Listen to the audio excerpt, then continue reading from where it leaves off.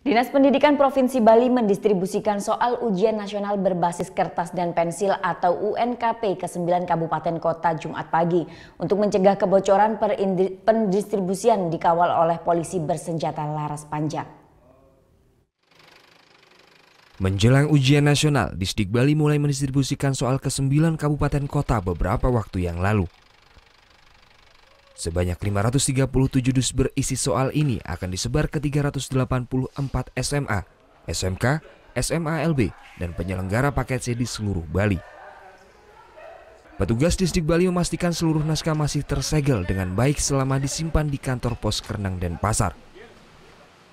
Untuk mencegah terjadinya kebocoran dalam proses distribusi, sejumlah aparat Polda Bali bersenjata laras panjang disiagakan. Satu polisi juga ikut mengawal setiap mobil yang mengirim soal UN ke 9 kabupaten kota. Sampai tadi dibuka segelnya masih tetap utuh dan kuncinya juga tadi dibuka, soal-soal masih tetap utuh.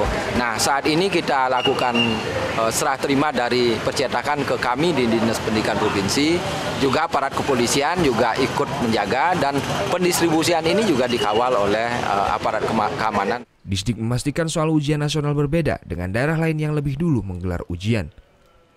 Total peserta ujian nasional tingkat SMA, SMK di Bali tahun ini mencapai 56.228 siswa.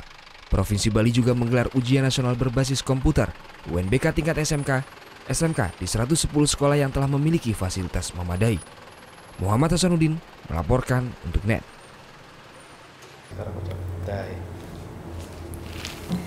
Udah selesai kan nontonnya? Nah, jadi jangan lupa buat like, komen, dan subscribe ya.